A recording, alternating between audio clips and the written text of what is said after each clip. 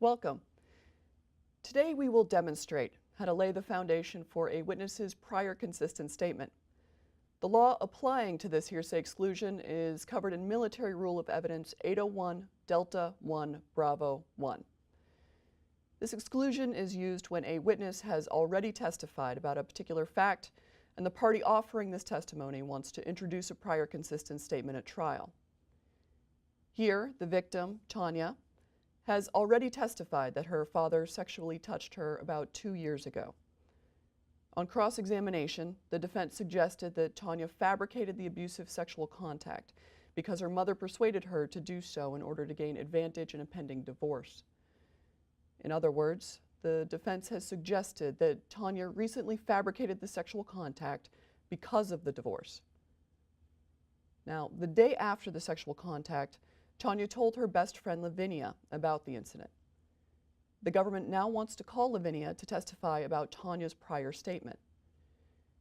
If the government can demonstrate Tanya's statement to another was made before the time of the pending divorce, when the defense alleged Tanya developed a motive to fabricate, then that prior consistent statement may be admitted.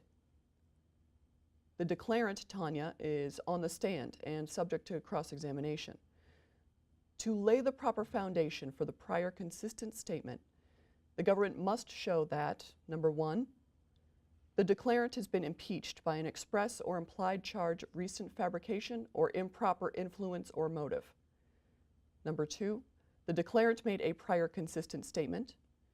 Number three, the prior consistent statement was made before the alleged fabrication, influence, or motive arose. Now, note, unlike the foundation for a prior inconsistent statement, there is no requirement here that the prior consistent statement was made under oath at another proceeding. Additionally, there is a separate basis for admissibility of a prior consistent statement under Rule 801 D1 Bravo 2, where a witness's credibility has been attacked on a ground other than recent fabrication or undue influence.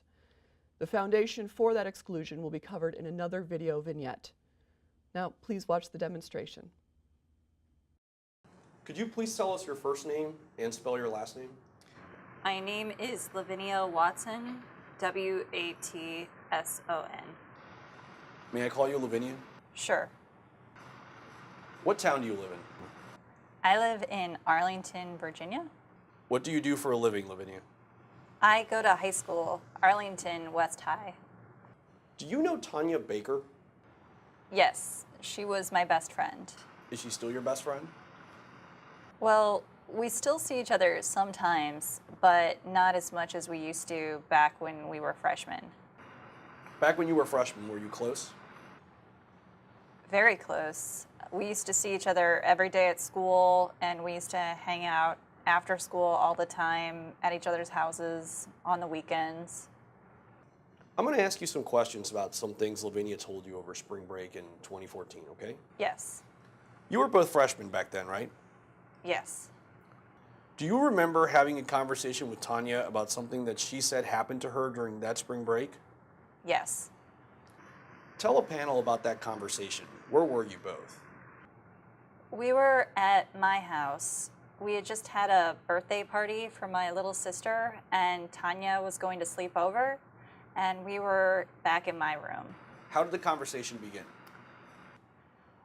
Well, Tanya had been really quiet all day, and it was supposed to have been a fun day, and she just really wasn't seeming like she was having any fun. So I asked her if everything was okay. How did she respond? She started crying, and she said that she wasn't allowed to say. What did she tell you? Objection, Your Honor. Hearsay.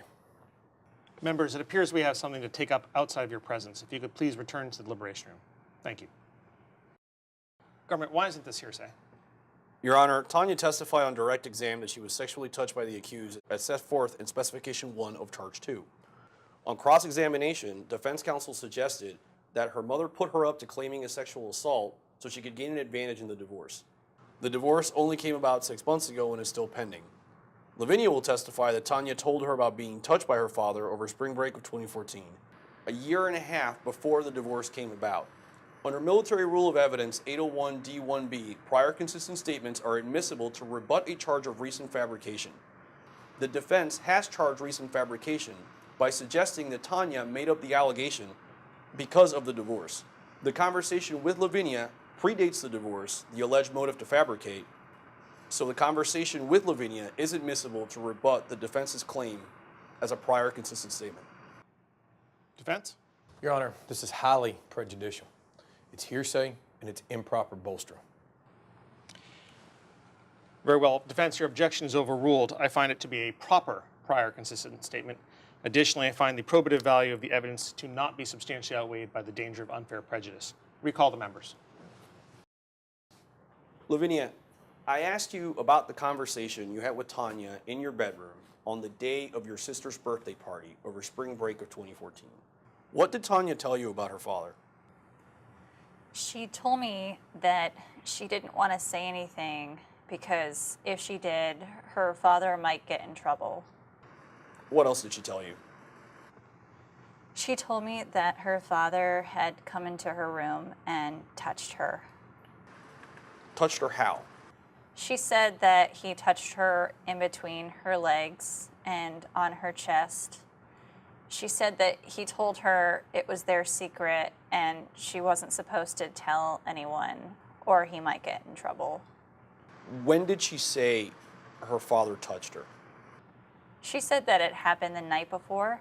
Thank you, Lavinia. I have no further questions.